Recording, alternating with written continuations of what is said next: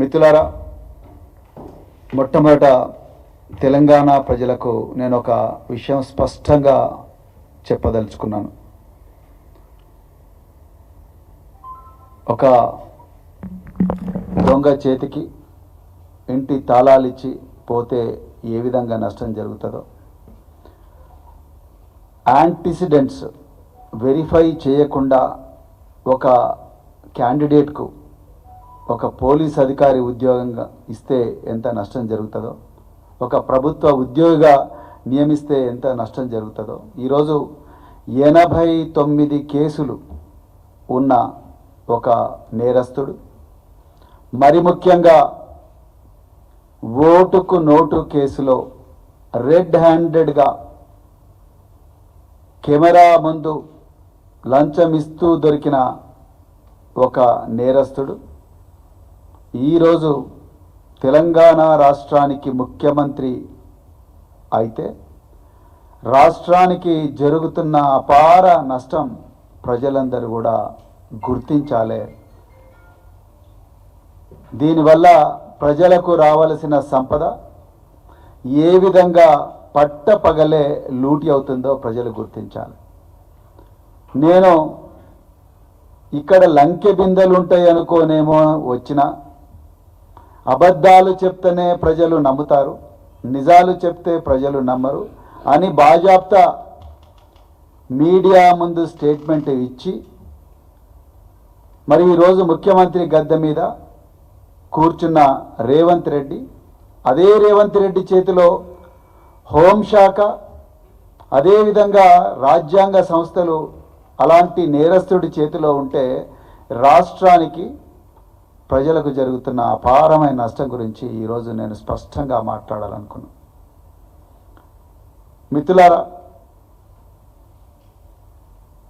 ఈరోజు తెలంగాణ రాష్ట్ర ప్రజల గొంతుకగా, వాళ్ళ కన్నీళ్లు తుడిచే ఒక అన్నగా, ఒక తమ్ముడిగా, ఒక తల్లి నుంచి చెల్లెలు దాకా, అన్న నుంచి తమ్ముడి దాకా, ఒక ముసలాయన దగ్గర నుంచి ప్రతి ఒక్కరి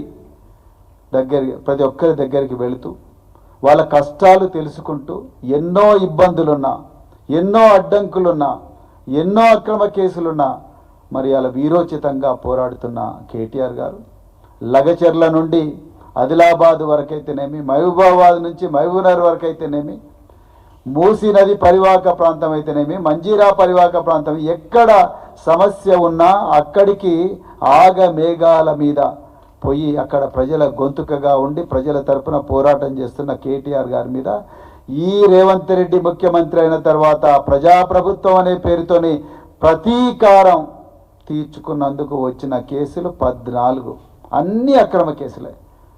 కాళేశ్వరంలో మేడిగడ్డ ప్రాజెక్టు కుంగిపోయిందని కాంగ్రెస్ పార్టీ రకరకాల అబద్ధాలను ప్రచారం చేస్తున్న సమయంలో నిజాలు ప్రజలకు తెలపడానికి కోసం మేడిగడ్డ ప్రాజెక్టు దగ్గర పోతే అక్కడ కేసు, చార్మినార్ దగ్గరికి పోయి నిజాలు మాట్లాడితే అక్కడ కేసు, మూసీ నది పరివాహక ప్రాంతంకి పోయి ఇండ్లు కూలిపోతున్నాయి హైడ్రా వల్ల అని మాట్లాడితే అక్కడ ఒక కేసు, సిరిసిల్లలో ప్రజలకు బాధలు అవుతున్నాయంటే అక్కడ ఒక కేసు. కేసీఆర్ గారిని అన్యాయంగా తెలంగాణ రాష్ట్రానికి మూల కారకుడు, తెలంగాణ జాతిపిత, తెలంగాణనే గుండెలో పెట్టుకొని, తెలంగాణ ప్రయోజనాలు గుండెలో శరీరంలో కణాన పెట్టుకొని ప్రాణత్యాగానికి కూడా సిద్ధపడి తెలంగాణను పోరాడి తెచ్చి ఆ తెలంగాణను దేశంలోనే నెంబర్ 1 రాష్ట్రంగా పెట్టిన కేసీఆర్ గారికి పీసీ ఘోష్ కమిషన్ ముందు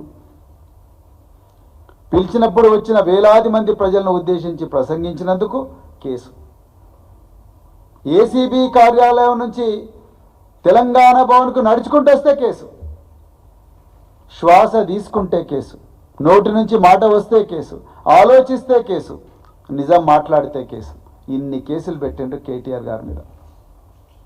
అయినా కూడా కేటీఆర్ గారు వెరవకుండా, బెదరకుండా, మడమ తిప్పకుండా పోరాడుతూనే ఉన్నారు.